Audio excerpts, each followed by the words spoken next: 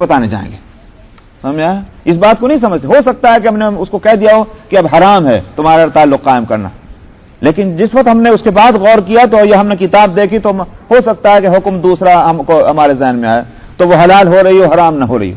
अब किसको जाके पकड़ेंगे जब वो नाम नहीं बताता, नाम नहीं बताती? तो समझते नहीं इस बात को लोग।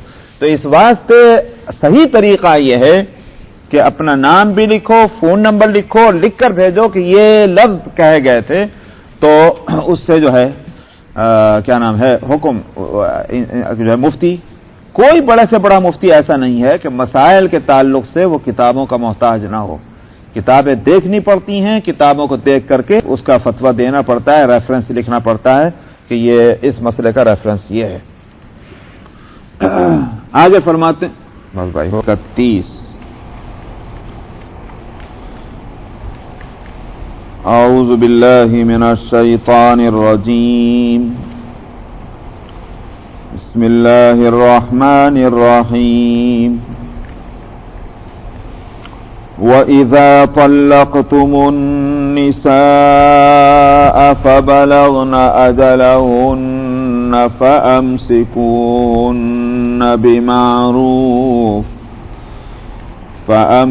فأمسكوهن بمعروف أو سرحوهن بمعروف ولا تمسكوهن ضرارا لتعتدوا ومن يفعل ذلك فقد ظلم نفسه ولا تتخذوا آيات الله هزوا واذكروا نعمة الله عليكم وما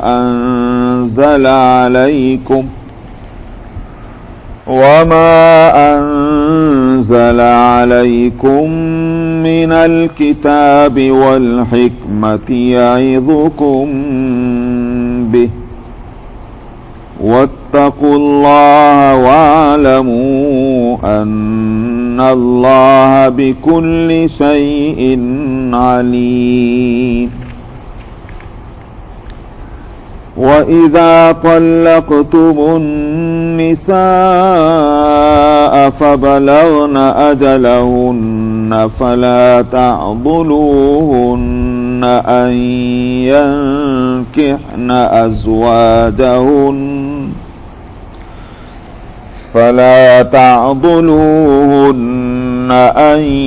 ينكحن أزواجهن إذا تراضوا بينهم بالمعروف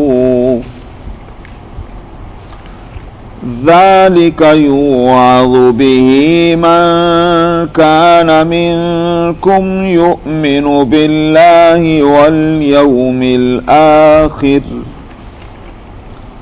ذلكم أزكى لكم وأطهر والله يعلم وأنتم لا تعلمون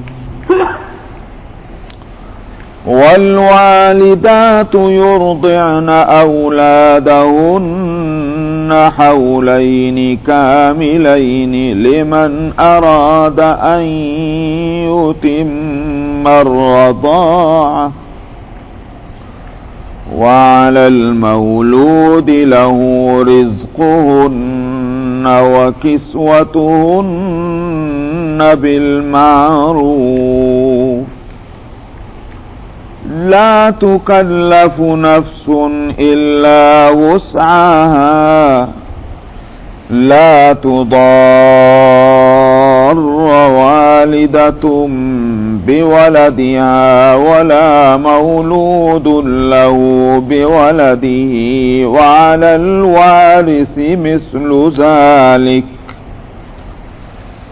فإن أرادا فصالا عن تراض منهما وتشاور فلا جناح عليهما وإن أردتم أن تسترضعوا أولادكم فلا جناح عما آتيتم بالمعروف واتقوا الله واعلموا أن الله بما تعملون بصير. والذين يتوفون منكم ويذرون أزواجا يتربصن بأنفسهن 4 أشهر وعشرا فإذا بلغن أجلهن فلا جناح عليكم فيما فعلن في أنفسهن بالمعروف والله بما تعملون خبير. ولا جناح عليكم فيما عرضتم به من خطبة النساء أو أكننتم في أنفسكم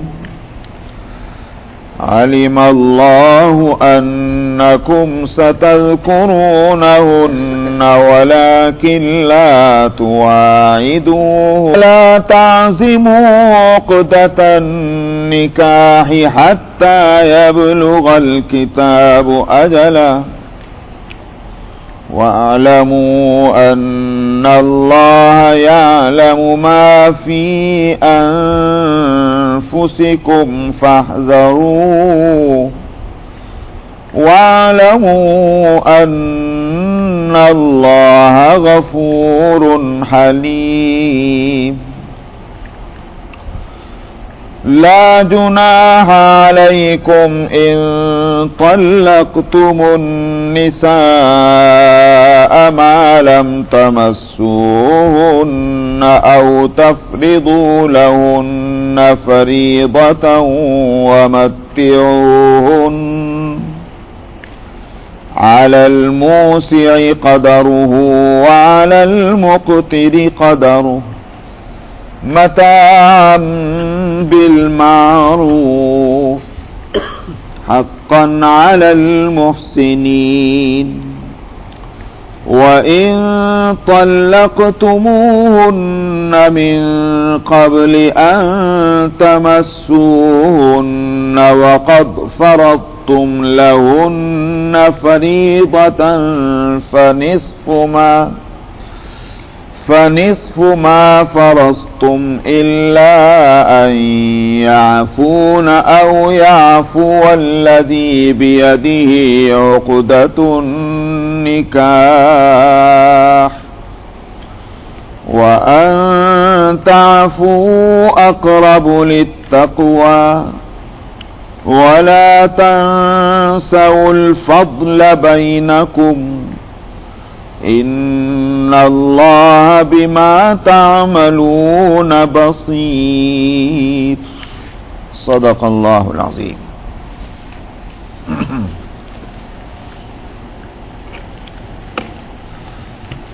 मसला चल रहा है तलाक का।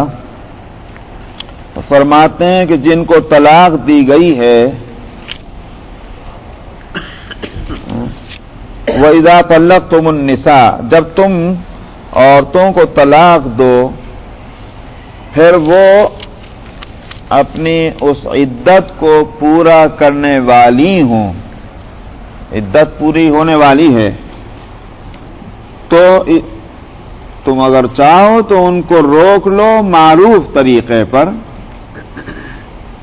और अगर या फिर मारूफ तरीके पर सर्रिहुहुन्ना, यानी मतलब किसी की रस्सी ढीली छोड़ देना कि भाई जाओ, यह है तसरीह, आज़ाद करना। तो जब तक के इद्दत पूरी नहीं होती उस तलाक में कि जो जिस तलाक में रजात की इजाजत है, तो शौहर का हक अभी तक कायम है। एक तलाक दी हो या 2 दी हो और सरी अल्फाज में दी हो तलाक, तो शौहर का हक बाकी है। इद्दत पूरी होने से पहले, जैसे कि इससे पहले की आयत में गुजर चुका है, तो फला जुनाह अलैहिमा अन यतराजा, कोई हरज नहीं है अगर वो रुजू कर लें। تو رجوع کرنا چاہتے ہیں، حق ہوگا شوہر کا کوئی اس میں گڑبڑ نہ کرے. نہ تو یوں کہا جائے کہ نہیں اس میں عورت کی رضامندی بھی ضروری ہے، ہرگز ضروری نہیں. نہ اس میں جب عورت ہی کی رضامندی ضروری نہیں تو پھر اوروں کی رضامندی کا کیا سوال پیدا ہوتا ہے. چونکہ جب تک کہ عدت میں ہے رجعی طلاق کے، اس وقت تک شوہر کا حق باقی ہے. وہ اگر رجوع کرنا چاہے تو رجوع کر سکتا ہے، کیونکہ اللہ سبحانہ و تعالیٰ نے طلاق کے لیے رجعت کی جو گنجائش رکھی وہ رکھی اسی واسطے کہ شوہر نے اگر کسی وجہ سے غلطی سے اس کو طلاق دے دی ہو تو ہمیشہ کے لیے تعلق ختم نہ ہو، تو رجوع کرنے کی جب اجازت ہے تو رجوع کا حق شوہر ہی کو ہوگا جس نے طلاق دی ہے. اسی لیے تو رجوع کہتے ہیں واپس کو. تو جس نے دی ہے وہی تو واپس لے گا. تو عورت نے کب دی جو وہ واپس لے گی، اس واسطے یہ شوہر کا حق ہوگا کہ وہ رجوع کرنا چاہے تو کر سکتا ہے. فامسکوہن بمعروف، تو اس کو روک کر رکھو معروف طریقے پر. یہ مطلب یہ ہے کہ ستانے کے لیے نہیں ہونا چاہیے کہ ابھی عدت پوری نہیں ہونے سے پہلے رجوع کر لو پھر اور ستائیں گے، یہ غلط ہے. بلکہ یہ کہ جو طریقہ ہے شوہر اور بیوی کے رہنے کا، اس طریقے پر اس کو رکھنے کا ارادہ ہو تب اس صورت میں اس کو روک کے رکھ لو. او سرہوہن بمعروف، یا اگر اس کو چھوڑنا ہی ہے تو عدت گزرنے کے بعد اس کو رخصت کر دو، کیونکہ عدت اس کی گزرے گی شوہر کے گھر میں، یہ شوہر اس کا انتظام کرے گا، شوہر اس کے اخراجات دے گا. تو اس واسطے عدت ختم. اب بے شک وہ اس کے نکاح سے باہر ہو گئی، چاہتے ہو تم اس کو کہ وہ چلی جائے تو چلی جائے، اور اس کو بھی معروف طریقے پر، جس کے لیے میں نے کہا تھا کہ فقہاء یہ کہتے ہیں ادنا درجہ منیمم جو ہے وہ یہ کہ ایک جوڑا کپڑا اس کو دے کر رخصت کر دینا چاہیے. تو کچھ نہ کچھ ہدیہ دے کر جب رخصت کر رہے ہیں اس کا مطلب یہ ہے کہ لڑکے جھگڑ کے نہیں کر رہے ہیں، گالم گلوچ کر کے اور مار پیٹ کے نہیں کر رہے ہیں. جب دو اور گفٹ اور ہدیہ بھی دے کر رخصت کر رہے ہیں تو دو خاندانوں کے اندر کہاں سے جھگڑا ہو جائے گا جن سے کہ اس مرد کا یا عورت کا تعلق ہے. تو شریعت یہ چاہتی ہے کہ بھئی اگر دو میں نباہ نہیں ہوا ٹھیک ہے تعلق ختم ہو جائے، لیکن اس کا یہ اثر مرتب ہونا کہ دو خاندانوں میں اور دو انسانوں میں ہمیشہ کے لیے لڑائی ہو جائے اور ایک دوسرے سے نفرت ہو، اس کی کوئی ضرورت نہیں. فرمایا کہ وَلَا تُمْسِكُوهُنَّ ضِرَارًا لِتَعْتَدُوا، اور ان کو روک کر نہ رکھو نقصان پہنچانے کے لیے تاکہ تم حد سے تجاوز کر جاؤ. تو ایک کا واقعہ یہی آتا ہے کہ مفسرین لکھتے ہیں کہ ایک صاحب یہی کرتے تھے کہ جب طلاق دی تو رجوع کر لیا، رانے کے لیے مت روکو ان کو. وَمَن يَفْعَلْ ذَلِكَ فَقَدْ ظَلَمَ نَفْسَهُ، اور جس نے کیا اس واسطے کہ ظالم یہ سوچے کہ میں جس پر ظلم کروں گا نقصان اسی کا ہوگا، یہ غلط ہے. ظالم کا خود اپنا نقصان ہوگا اس صورت میں. دنیا میں نقصان تو اس لحاظ سے بھی کہا جائے گا کہ وہ کون سے خوش اخلاق مشہور ہو جائیں گے. بھئی یہی کہا جائے گا کہ بھئی یہ شخص تو بہت ہی بد اخلاق ہے جس نے اپنی بیوی کو اس طرح سے ستا رکھا ہے. تو معاشرے میں تو ایسا آدمی بدنام ہوتا ہے، اور اللہ کے یہاں تو ظاہر ہے کہ ظالم کے لیے کوئی اچھا اجر کے سوال ہی پیدا نہیں ہوتا. اس واسطے فرمایا کہ اس نے اپنے اوپر ظلم کیا. وَلَا تَتَّخِذُوا آيَاتِ اللَّهِ هُزُوًا، اور اللہ کی آیتوں کو تم مذاق مت بناؤ. یہ کھیل کود کی چیزیں نہیں ہیں کہ نکاح ہو رہا ہے طلاق ہو رہی ہے، یا یہ بہت ہی سنجیدہ اور سیریس معاملہ ہے. تو نکاح کرو تو ہمیشہ کے لیے ہونا چاہیے، نہ تو نکاح کھیل کود کے لیے اور نہ طلاق کھیل کود کے واسطے. تو مطلب یہ ہے کہ یہ شریعت اس بات کو نہیں پسند کرتی ہے کہ جیسے بغیر تحقیق کے تو نکاح کر لیجئے، نکاح کے بعد پتہ چلا ان کی تو آنکھ میں خرابی، ان کی ناک میں خرابی، ان کی زبان میں خرابی، ان کے قد و قامت میں خرابی ہے، بعد میں پتہ چل رہا ہے. میں تو پہلے تحقیق ہو جانی چاہیے تب اس کے بعد نکاح کرو تاکہ ہمیشہ کے لیے نکاح. اور جب نکاح ہو گیا ایک دفعہ تو تھوڑی بہت جو اچھائیاں برائیاں ہیں ان کو برداشت کیا جانا چاہیے. جہاں ذرا سی کوئی بات جو ہے خلاف مزاج ہوئی اور کھٹ سے طلاق کی گولی داغ دی تو یہ شریعت اس کو پسند نہیں کرتی. اور اس کے بعد طلاق جو ہے دینے کے بعد آپ کہتے ہیں کہ نہیں میرے سے غلطی ہو گئی، میرا ارادہ طلاق دینے کا نہیں تھا، میں نے تو ایسے ہی کہہ دیا. یہ سب کھیل کرنا ہے، اللہ کی آیتوں کے ساتھ مذاق بنانا ہے. تو طلاق ہے، نکاح ہے. اسی واسطے حدیث میں آیا ہے کہ ثلاث جدہن جد وہزلہن جد، النکاح والطلاق والعتاق. تین چیزیں ایسی ہیں کہ جن کو بالارادہ انٹینشنلی بھی کیا جائے تو وہ اپلائی ہوں گی، اور ان انٹینشنلی بغیر ارادے کے ہنسی مذاق میں اگر کیا جائے تب بھی اپلائی ہوں گی. اور وہ 3 چیزیں کیا ہیں؟ نکاح، طلاق اور غلام کی آزادی. سمجھا؟ تو یہ 3 چیزیں ہیں. کسی شخص نے اگر مذاق میں بھی ایک عورت نے اور مرد نے 2 گواہوں کی موجودگی میں ایجاب اور قبول کر لیا کہ میں تم اپنے آپ کو دیتی ہوں، تم مجھ سے نکاح کر لو، اس نے کہا میں نے نکاح کر لیا، میں نے قبول کیا، 2 گواہ موجود ہیں، جب مذاق ہی کر رہا ہوں نکاح ہو گیا. تو بالارادہ کرو یا بلا ارادہ کرو، وہ الفاظ ہیں. قانون کا جو مدار ہے وہ الفاظ پر ہوتا ہے، جو منہ سے الفاظ نکلیں. اگر کوئی شخص جا کر کے 2 گواہوں کی موجودگی میں کہہ دے کہ $100 ان کے میرے ذمہ ہیں، مجھے دینے ہیں، ہو گیا، ختم ہو گئی بات. اب جھوٹ ہے کہ سچ ہے وہ مسئلہ بات کا ہے، لیکن کورٹ میں اگر مسئلہ جائے گا اور 2 گواہ جا کر کہیں کہ ہاں صاحب ہمارے سامنے اس نے یہ کہا ہے کہ $100 فلاں کے میرے ذمہ ہیں، قاضی کیا کرے گا؟ قاضی دلائے گا کہ نہیں دلائے گا، یا اس دل میں جھانک کے دیکھے گا؟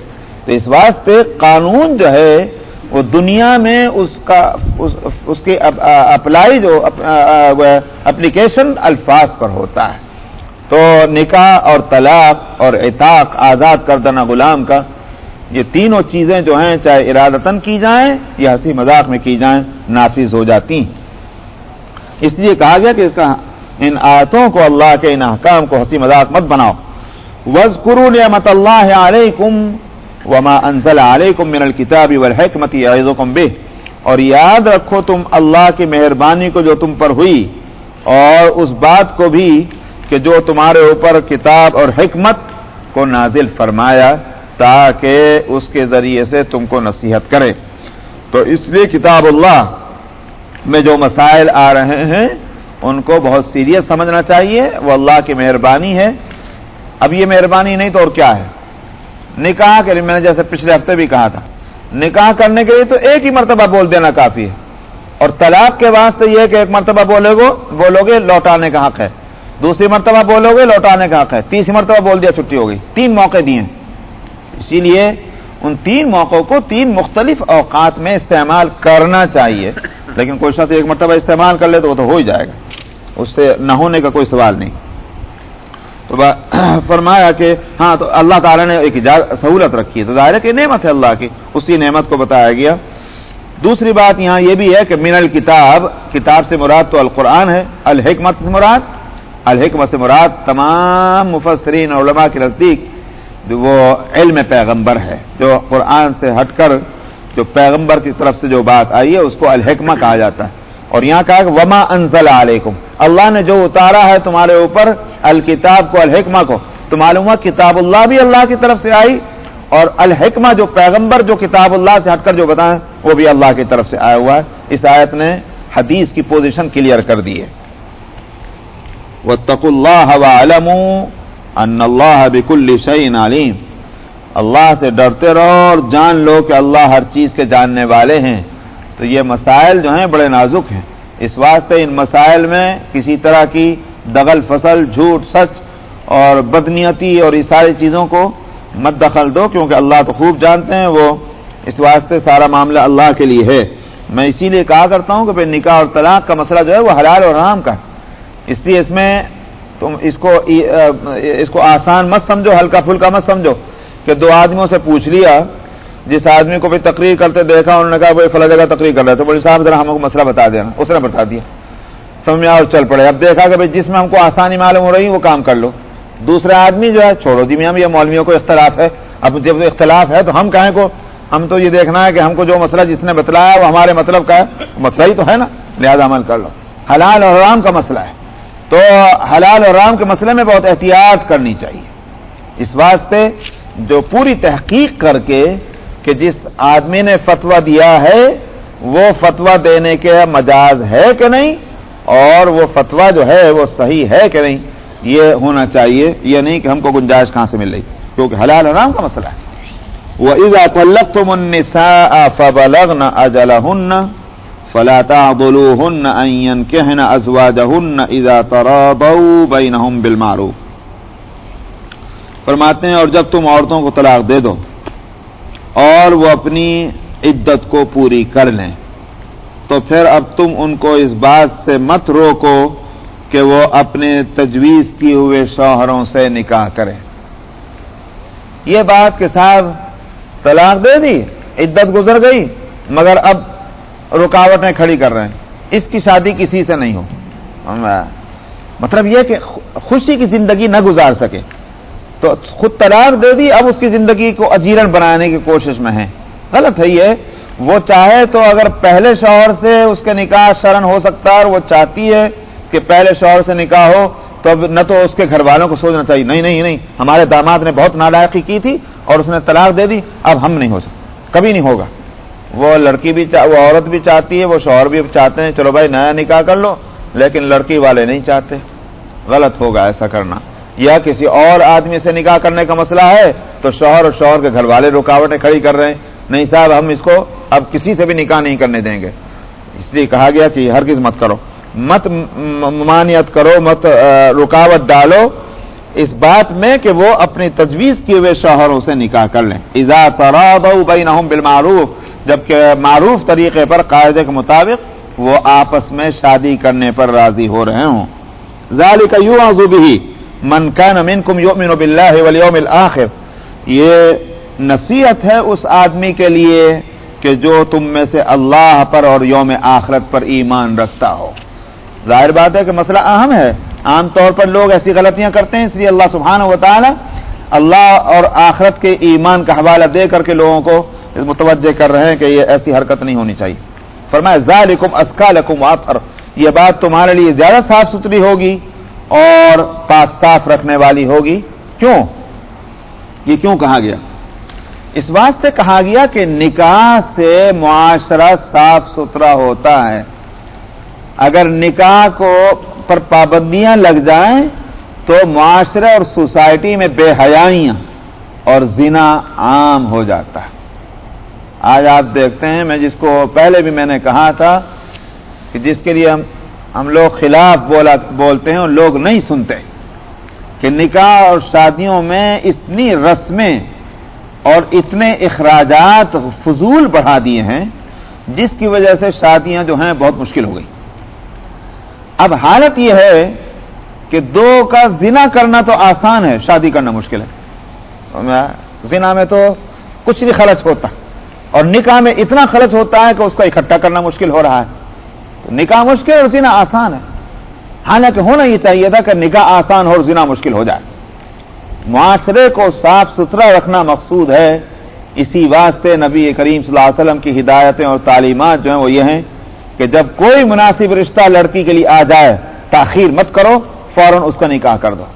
اس واسطے کہ تم اس میں دیر کرو گے حاصل یہی ہوگا کہ دیر کرو گے معاشرے میں بگاڑ آئے گا، نیتوں میں فتور پیدا ہوگا اور اخلاق جو ہے اس پہ زوال آ جائے گا. تو جب یہ بات ہے تو ایک عورت جو نکاح کرنا چاہتی ہے اس کو نکاح کرنے کا شریعت کی طرف سے اختیار ہے. ایک مرد نکاح کرنا چاہتا ہے اور شریعت کی طرف سے اس کو نکاح کرنے کی اجازت ہے. تم کیوں روکتے ہو؟ جب روکو گے اس کی برائیاں ضرور آئیں گی معاشرے کے اندر. تو اس واسطے فرمایا ذالکم ازکی لکم واطہر، یہ تمہارے لیے زیادہ صاف ستھری اور پاک صاف کرنے والی بات ہے. واللہ یعلم وانتم لا تعلمون، اور اللہ جانتے ہیں تم نہیں جانتے. تو بہت سی چیزوں کی تفصیلات جو ہیں اور اس کی حکمتیں انسان کو اس کا پتہ نہیں چلتا، اللہ کو معلوم ہے. تو لہذا اللہ کو جب وہ قانون بنانے والے کو یہ ساری چیزیں اس کا علم جو ہے وسیع ہے، ازلی اور ابدی ہے، تو ہمیں اس پر ایمان لانا چاہیے اور اس پر عمل کرنا چاہیے. والوالدات یرضعن اولادهن حولین کاملین لمن اراد ان یتم الرضاعة. یہاں سے بچے کے دودھ پلانے کا مسئلہ آ رہا ہے. اگرچہ آگے پھر طلاق کا مسئلہ ہے، پہلے بھی طلاق کا مسئلہ اور آگے بھی طلاق کے مسائل ہیں، بیچ میں یہ دودھ کا مسئلہ آیا. اور یہ بیچ میں اس لیے آیا کہ عام طور پر جو ہے طلاق کے بعد مسئلہ بچے کی پرورش کا آ جاتا ہے، بیچ میں جھگڑا کھڑا ہو جاتا ہے کہ بچے کی پرورش کا کیا ہوگا. چونکہ یہ طلاق سے ریلیٹڈ ہے یہ مسئلہ بھی، اس واسطے بیچ میں اس مسئلے کو لے آئے ہیں کہ وہ بچہ کے جو دودھ پیتا بچہ ہے اس کے دودھ پینے کا مسئلہ کس طرح سے حل کیا جائے. فرمایا کہ مائیں اپنی اولاد کو دودھ پلائیں 2 سال تک مکمل. اس سے ایک بات معلوم ہوئی کہ ماں کا حق ہے دودھ پلانا بچے کو، یہ ماں کا حق ہے اور ماں کی ڈیوٹی بھی ہے. یعنی اگر کوئی عذر شرعی نہ ہو، بیماری ہے یا اور کوئی بات ہے، تو ماں کے لیے جائز نہیں ہوگا کہ وہ بغیر کسی عذر کے اپنے بچے کو دودھ پلانے سے منع کر دے. وہ الگ بات ہے کہ پھر شوہر کو انتظام کرنا پڑے گا، کیونکہ بچہ اس کا بھی ہے، اس کا بھی ہے. تو بچہ تو دونوں کا ہے. باپ کے اوپر حق زیادہ آ رہا ہے اپنے بچے کا، لہذا وہ انتظام کرے. اب اگر طلاق ہو گئی ہے تو طلاق ہو جانے کے بعد تو اولاد چونکہ باپ کی ہے تو اس کی ذمہ داری ہے کہ یہ ان کے دودھ پلانے کا انتظام کرے. اب صورت کیا ہے؟ صورت یہ ہے کہ ماں تو ہے مگر اب بیوی نہیں، کیونکہ طلاق ہو گئی ہے تو عدت بھی گزر گئی ہے. تو اب صورت کیا ہے کہ یہ اس بچے کو عورت دودھ پلائے، مگر دودھ پلائے تو اس کو یہ حق ہے کہ وہ کہتے ہیں میں فری پلاؤں گی، اور یہ بھی ہو سکتا ہے کہ وہ کہے کہ ٹھیک ہے مجھے اجرت دو، میں تمہاری بیوی نہیں ہوں. وہ اجرت کا مطالبہ اس وقت کر سکتی ہے، جب تک نکاح میں ہے پھر نہیں. لیکن عدت کے بعد اگر وہ مطالبہ کرتی مجھے دو اجرت کہ میں اس بچے کو دودھ پلاؤں گی، تو اس کو اجرت لینا جائز ہوگا، ناجائز نہیں ہوگا. آپ دیکھتے ہیں کہ حضرت موسیٰ علیہ السلام کو ان کی والدہ ہی نے دودھ پلایا اور اجرت بھی لیتی رہی. قرآن شریف نے ذکر کیا کہ نہیں کیا؟ فرعون برابر ان کی اجرت دیتا رہا. وہ بات الگ ہے کہ فرعون کو یہ پتہ نہیں چلا کہ ان کی ماں ہے، لیکن سوال یہ کہ دینے والے کے لیے جائز ہونا ناجائز ہونا الگ ہے، لینے والے کے لیے جائز اور ناجائز ہونا الگ ہے. اگر ان کے لیے ناجائز ہوتا تو وہ لیتی نہ. بہرحال اگرچہ وہ پچھلی شریعت کا مسئلہ ہے لیکن قرآن نے اس پر کوئی نکیر نہیں کی. تو اس شریعت میں بھی اس کی اجازت ہے کہ عورت اگر طلاق اور عدت کے بعد دودھ پلانا چاہتی ہے تو شوہر یہ نہ کہے نہیں میرا کوئی تعلق تم سے نہیں رہا ہے اور اب تم میرے بچے کو ہاتھ بھی نہیں لگاؤ گی. یہ نہیں ہوگا. وہ عورت دودھ پلا سکتی ہے کیونکہ وہ ماں ہے بہر صورت، اور وہ اجرت بھی لے سکتی ہے. تو اچھا کتنے عرصے تک؟ 2 سال تک دودھ پلانا ہے. اس میں مدت رضاعت، دودھ پلانے کی مدت میکسیمم امام مالک، امام شافعی، امام احمد ابن حنبل تینوں فقہا کے نزدیک جو ہے وہ 2 سال ہے میکسیمم. امام ابو حنیفہ جو ہیں وہ 2.5 سال بتاتے ہیں، اور امام مالک اور امام شافعی اور امام احمد ابن حنبل کے نزدیک تو یہ آیت ہے جس میں 2 سال لکھا ہوا ہے. اور امام ابو حنیفہ کے سامنے دوسری آیت ہے وَحَمْلُهُ وَفِصَالُهُ 30 شهرا، 30 مہینے. اس آیت میں حمل کا لفظ جو ہے اس کو یہ فقہا تو پریگننسی کے معنی میں لیتے ہیں، حمل کے، کہ بچے کے پیٹ میں رہنے اور دودھ پلانے ان دونوں کی ٹوٹل مدت جو ہے وہ 30 مہینے. امام ابو حنیفہ کہتے ہیں حمل کا ترجمہ وہ نہیں ہے، بلکہ حمل کا ترجمہ گود میں اٹھانا ہے، کہ اس کا گود میں اٹھانا سے لے کر کے اور دودھ چھڑانے تک. فصال کہتے ہیں دودھ کا چھڑانا، جیسے آگے یہاں بھی لفظ آ رہا ہے فصال، دودھ کے چھڑانے کو کہا. تو دودھ کے گود میں رکھنا اور دودھ کا چھڑانا یہ مدت پوری کی پوری جو ہے وہ 30 مہینے، یہ امام ابو حنیفہ کہہ رہے ہیں. مگر اس پر حنفی فقہا بھی کہتے ہیں احتیاط یہ ہے کہ 2 سال سے آگے دودھ نہ پلایا جائے اگر بچے کو ضرورت نہ ہو، اور اگر 2 سال کے بعد کسی بچے نے کسی عورت کا دودھ پیا تو وہ حرمت رضاعت یہ سمجھا جائے گا 2 سال کے اندر، اور 2 سال کے بعد 2.5 سال کے اندر. تو احتیاطاً ہم یہ سمجھیں گے کہ اس صورت میں اس کی حرمت رضاعت جو ہے نا وہ قائم ہو گئی. اگرچہ امام مالک کے نزدیک 2 سال کی مدت پوری ہوگی اس کے بعد دودھ پیتا رہو تو رشتہ نہیں قائم ہوتا. سمجھا؟ شوافیہ کے نزدیک بھی اور حنابلہ کے نزدیک بھی. لیکن حنفیہ چونکہ یہ کہہ رہے ہیں کہ 2.5 سال مدت ہے دودھ پلانے کی، تو فقہا کہتے ہیں کہ احتیاط اس میں ہے کہ 2 سال کے بعد 2.5 سال کے عرصے میں اگر کسی بچے نے کسی عورت کا دودھ پیا ہے تو وہ حرمت قائم ہو جائے گی. تو اس لیے احتیاط ہونی چاہیے. مسئلہ اجتہادی ہے. قرآن شریف کی آیت میں کیونکہ دونوں اجتہاد کی گنجائش ہے، احتیاط والی صورت کو اختیار کی جانی چاہیے. دیکھیے میں نے جو ابھی میں بات کر رہا طلاق کے معاملے میں حلال اور حرام کا مسئلہ ہے، تو حلال حرام کے مسئلے میں کتنی احتیاط ہونی چاہیے. نہیں ہے کہ علم غلم ہو.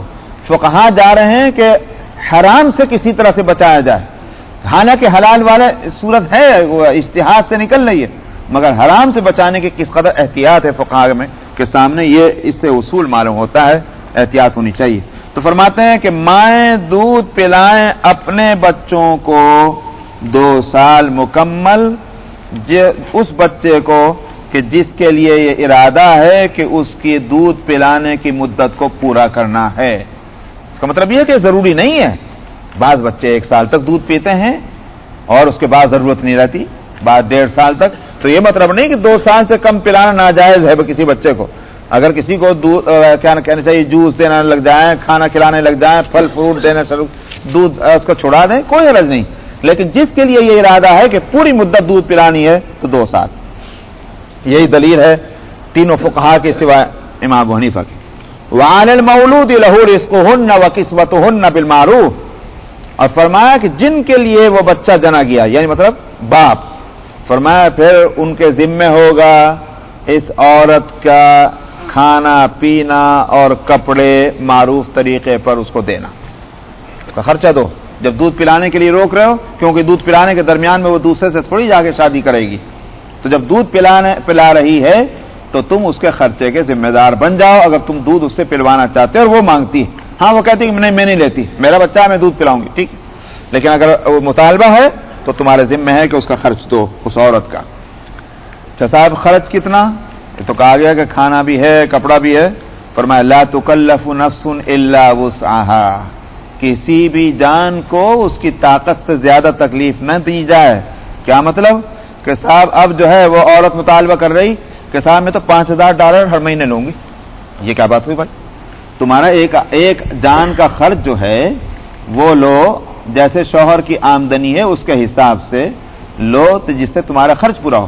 یہ شوہر کہے ٹھیک ہے میں دوں گا، مگر یہ کہ سال میں 2 جوڑے کپڑے دوں گا اور دن میں 4 روٹی دوں گا، اس سے زیادہ نہیں، سمجھ میں آیا؟ بس 4 روٹی دوں گا، نہ ناشتہ نہ کوئی، اس کے بعد کچھ نہیں، غلط ہے۔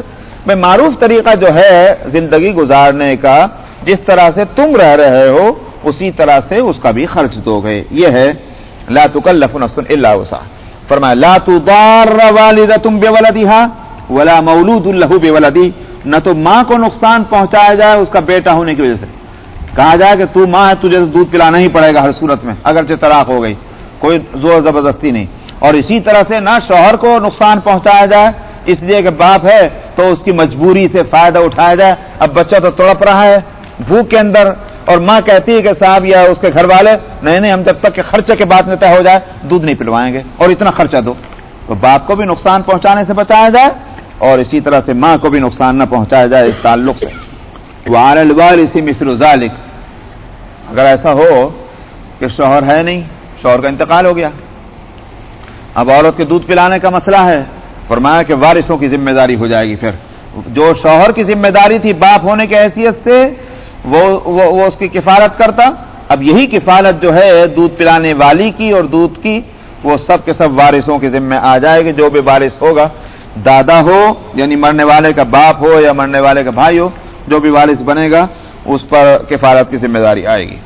فَإِنْ أَرَادَا فِصَالًا عَنْ تَرَاضٍ مِّنْهُمَا وَتَشَاوُرٍ فَلَا جُنَاحَ عَلَيْهِمَا، فرمایا کہ پھر اگر دونوں کا ارادہ ہو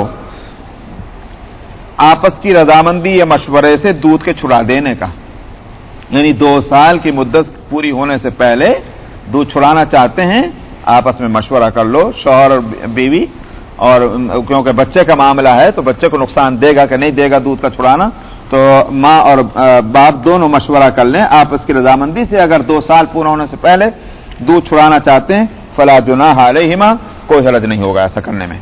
وَإِنْ أَرَدْتُمْ أَنْ تَسْتَرْضِعُوا أَوْلَادَكُمْ فَلَا جُنَاحَ عَلَيْكُمْ إِذَا سَلَّمْتُمْ مَا آتَيْتُمْ بِالْمَعْرُوفِ، اور اگر تم یہ چاہتے ہو کہ تم کسی اور عورت کو اس کے لیے ہائر کرو، انا جس کو کہتے تھے کہ انائیں ہوا کرتی تھیں کہ ان سے دودھ پلانے کے لیے، تو باہمی رضامندی سے کسی عورت کا انتظام کیا جا سکتا ہے۔ اگر عورت چاہتی ہے ماں کہ میں ہی دودھ پلاؤں گی تو شوہر مجبور نہ کرے نہیں میں تو کسی اور عورت سے پلواؤں گا، لیکن اگر دونوں راضی ہوں تو کسی اور عورت کا دودھ پلانے کے لیے انتظام ہو سکتا ہے۔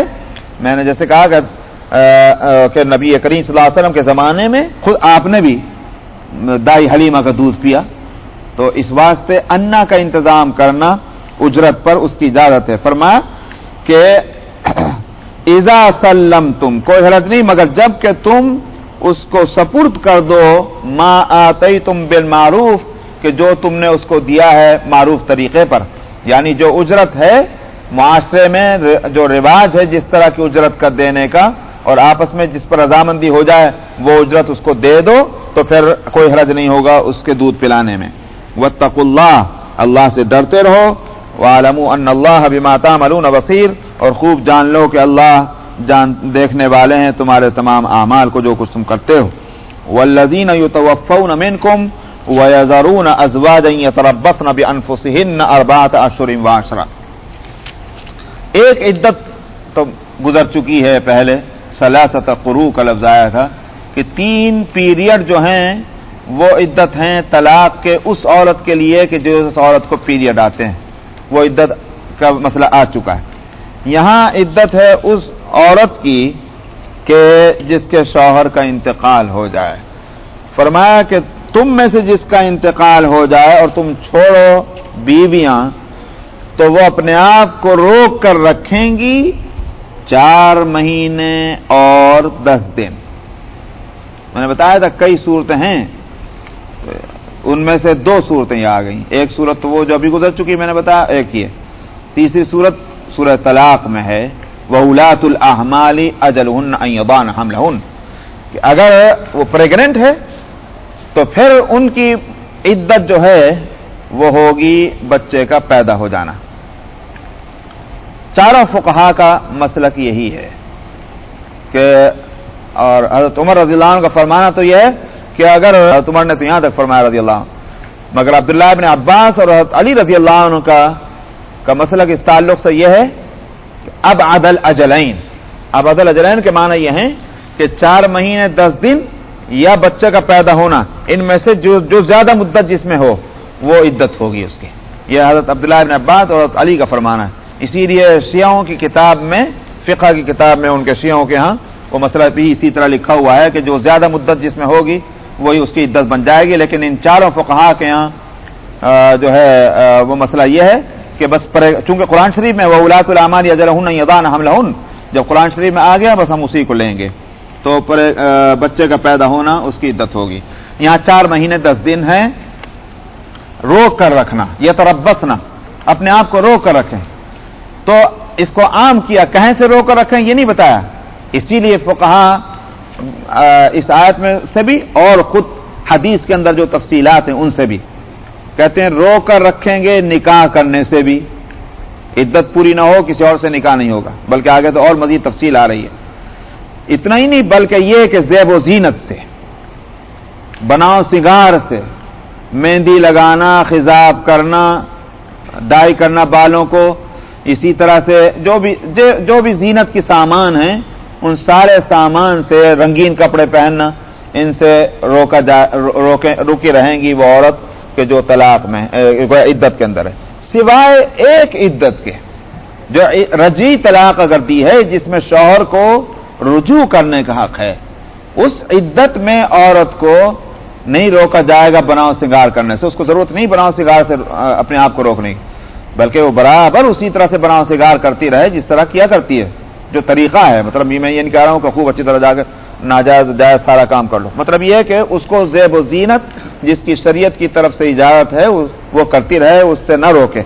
ہاں طلاق بائنہ ہو یا طلاق مغلظہ ہو اور یا پھر عدت وفات کی عدت ہو کہ مرنے کی شوہر کے، ان سب صورتوں میں دوران عدت اس عورت کو زیب و زینت سے بھی روکنا ہوگا۔ فرمائے فَإِذَا بَلَغْنَ أَجَلَهُنَّ فَلَا جُنَاحَ عَلَيْكُمْ فِيمَا فَعَلْنَ فِي أَنفُسِهِنَّ بِالْمَعْرُوفِ، پھر جب وہ اپنی عدت پوری کر لیں تو کوئی حرج نہیں ہوگا تم پر اس بات میں کہ وہ جو کچھ اپنے ذات کے تعلق سے معروف طریقے پر کرنا چاہتی ہیں۔ مطلب کیا ہے کہ وہ کسی اور سے پیغام وغیرہ بھیجنا چاہتی ہیں، زیب و زینت کر رہی ہیں، جانا آنا چاہتی ہیں، یہ سارے کام وہ کر سکتی ہیں معروف طریقے پر۔ معروف طریقے پر مطلب کیا ہوا کہ بھئی اگر کوئی وہ ڈانس کلب میں ڈانس کرنے چلی جائے، یہ تو کوئی بات نہ ہوئی، اس سے تو روکا جائے گا اس کو۔ تو آزادی کا یہ معنی نہیں کہ اب جو چاہے سو کرتے رہو، مادر پدر آزاد ہو گئے، اس کے آزادی کے معنی یہ ہیں کہ جو کام کرنے کا ایک آزاد عورت کو شریفانہ طریقے پر ایک اختیار ہے، اس کام کی اس کو اجازت مل جائے گی. بہارت عدت، مثلا عدت وفات میں عورت کو اپنے گھر سے، جو وہ گھر جس میں عدت گزار رہی ہے اور وہ گھر شوہر کا ہوگا، اس گھر سے بغیر شرعی مجبوری کے وہاں سے اس کو نہیں جانا چاہیے. فقہا کہتے ہیں رات کو تو ہر صورت میں وہاں رہنا ہے، لیکن دن میں ضرورت کی وجہ سے باہر جا سکتی ہے بقدر ضرورت. جتنی ضرورت ہے اتنی جائے. مثال کے طور پر گروسری کرنی، کوئی نکلنے والا، اب بھوکے تھوڑے ہی مرنا ہے، جاؤ بھائی. مثال کے طور پر اگر اس کی جاب ایسی ہے کہ اسی جاب پر اس کا گزر بسر ہے، وہ جاب بھی چھوڑ دے مثلا، تو کیسے کرے گی؟ یہاں کے حالات کے لحاظ سے کہہ رہا ہوں، وہ مسئلہ الگ ہے کہ بھئی عورتوں کو کیسی جاب کرنی چاہیے، میں اس وقت اس بحث میں نہیں جا رہا ہوں. لیکن بہرحال اگر گزر بسر اس کی ہے جس طریقے پر، اس کام کے لیے اگر اس کو نکلنا پڑتا ہے دن میں، اجازت دی جائے گی اس کی. لیکن عدت جہاں پوری ہو گئی پھر وہ ہر جگہ رشتہ داروں میں جانا، تعلقات والوں میں جانا، یہ سارے کام اس کو کرنے کی اجازت ہوگی. واللہ بما تعملون خبیر، اور اللہ باخبر ہیں تم جو کچھ کام کرتے ہو. ہر آیت میں دیکھ کے حکم کے بعد یہ کہا جا رہا ہے اللہ خوب جانتے ہیں جو کچھ کرتے ہو. مطلب یہ ہے کہ احتیاط ہونی چاہیے. نماز روزے میں ہم لوگ جو کچھ کرتے ہیں لیکن ان مسائل میں دخل فصل ہوتا ہے. اس لیے بار بار یہ کہا جا رہا ہے اللہ خوب جانتے ہیں جو کچھ کرتے ہو، اللہ سے ڈرتے رہو، اس لیے کہ اس میں احتیاط ہونی چاہیے مسائل کے اندر. انشاءاللہ بقیہ آئندہ، اگرچہ مسئلہ نکاح طلاقی کا ہے، اور ہمارے اعوذ باللہ من الشیطان الرجیم، بسم اللہ الرحمن الرحیم. ولا جناح علیکم فیما عرضتم به من خطبة النساء او اکننتم فی انفسکم علم اللہ انکم ستذکرونہن ولکن لا تواعدون سرا الا ان تقولوا قولا معروفا ولا تعزموا عقدة النکاح حتى يبلغ الكتاب أجله واعلموا ان اللہ يعلم ما في انفسكم فاحذروه واعلموا ان اللہ غفور حلیم. لا جناح عليكم إن طلقتم النساء ما لم تمسوهن أو تفرضوا